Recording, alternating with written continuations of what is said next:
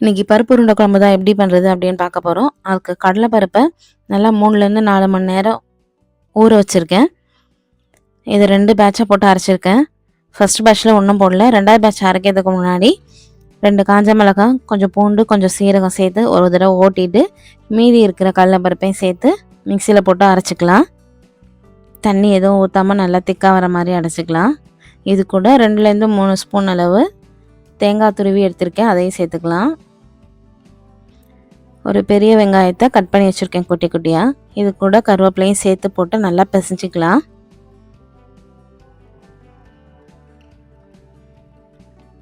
இதை குட்டி குட்டி உருண்டையாக இப்படி பிடிச்சி வச்சுக்கலாம்.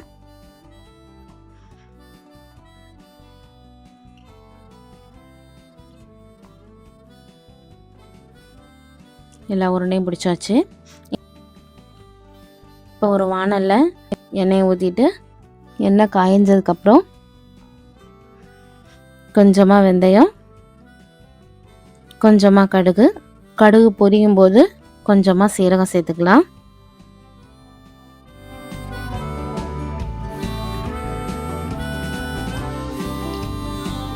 இதில் ஃபஸ்ட்டு நம்ம கட் பண்ணி வச்சுருக்கிற பூண்டை சேர்த்துக்கலாம்.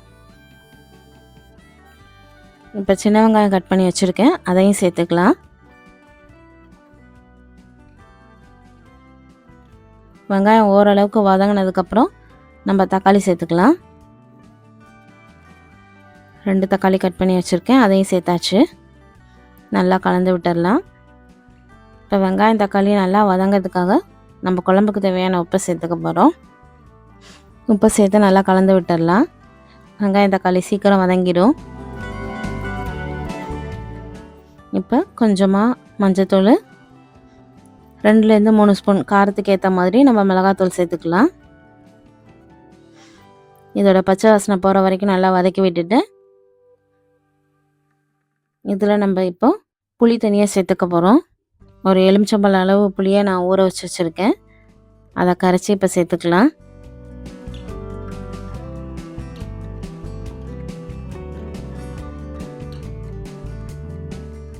புளி தண்ணி சேர்த்ததுக்கப்புறம் நம்ம குழம்புக்கு எவ்வளோ தண்ணி வேணுமோ அது தண்ணி சேர்த்துட்டு மூடி போட்டு கொதிக்க விட்டுடலாம். இப்போ பாருங்கள், நல்லா கொதி வந்துடுச்சு.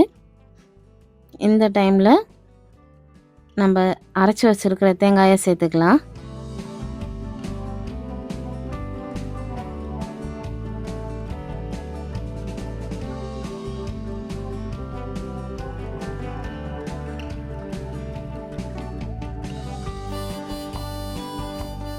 தேங்காயம் சேர்த்து நல்லா கொதி வரட்டும்.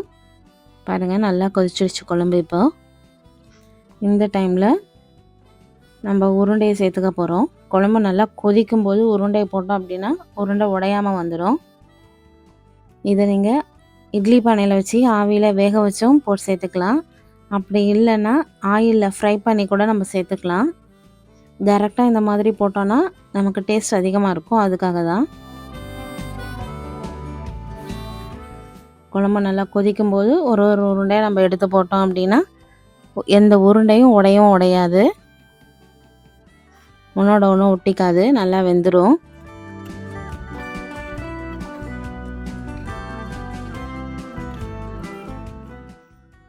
எல்லா உருண்டையும் போட்டேன். இப்போ பாருங்கள், எந்த உருண்டையும் கரையும் இல்லை, உருண்டை உடையும் இல்லை, போட்ட மாதிரியே இருக்குது.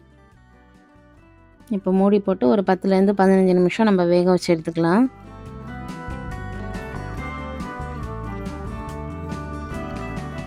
தண்ணியாக இருக்கிற மாதிரி தான் இருக்கும், ஆனால் அடுப்பை ஆஃப் பண்ணதும் நமக்கு திக்காயிடும். பாருங்கள், உருண்டை நல்லா வெந்து வந்துடுச்சு. ஒரு உருண்டை எடுத்து காமிக்கிறேன்.